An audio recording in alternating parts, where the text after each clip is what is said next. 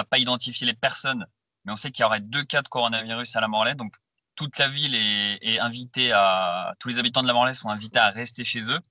On nous a même déconseillé de quitter la ville. Durant le week-end, nous avons appris, moi comme d'autres parents, que l'école de nos enfants était fermée jusqu'à nouvel ordre.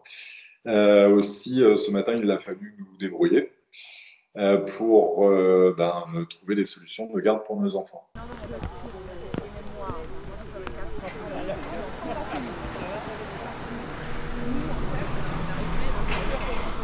Ils nous ont clairement déconseillé d'éviter de quitter la ville, au point que les écoles, du coup, toutes les écoles, y compris donc les écoles maternelles, primaires et collèges de la Morlaix seront fermées jusqu'au 14 mars. Mais ils ont aussi précisé que les élèves, habitant à la Morlaix, mais scolarisés au lycée de Chantilly, étaient invités à rester chez eux et à ne pas se rendre en cours. Donc c'est vraiment, personne n'a le droit de sortir en fait. Bientôt, on va mettre des rubalises ou une bulle, des murs autour de la Morlaix, quoi. C'est un peu, ça fait bizarre, mais et c'est un peu ce qu'on ressent ici, quoi.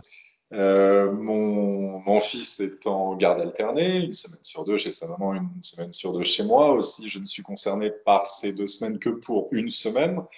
Voilà, jusqu'à la fin de la semaine, ça va se passer chez son grand-père. C'est une chance. Et puis pour la semaine prochaine, je pense qu'il sera chez sa grand-mère maternelle. Pour moi, donc, c'est relativement simple aujourd'hui. Pour d'autres, je pense que ça peut être plus compliqué. Alors c'est très délicat. Alors moi j'ai la chance d'avoir les papis et mamies qui sont pas très loin et qui sont disponibles, donc qui peuvent le garder. Sauf que ça va pas durer, ils pourront pas le prendre prendre mon fils en tout cas pendant 2 semaines, puisqu'ils ont aussi le droit de partir en vacances, papy et mamie, notamment en dehors des périodes scolaires, hein. Donc pour la semaine prochaine, typiquement, je vais être très très embêté. Vraiment, je suis un peu coincé.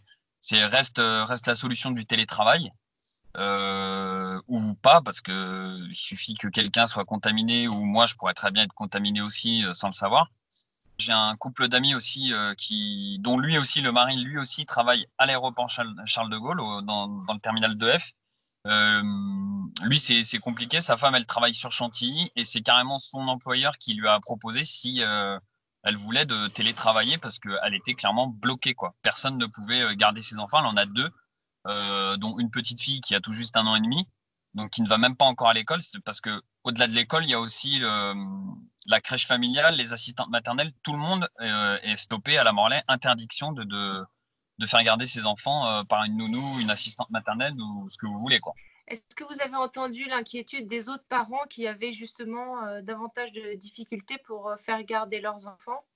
Eh bien, une personne typiquement qui rentre de congé maladie après 8 mois d'absence à son boulot et qui, le jour de son retour, doit trouver une solution et expliquer à son employeur que elle ne peut pas venir bosser. Il y a des situations qui sont très compliquées, ouais, j'imagine. Des situations très compliquées.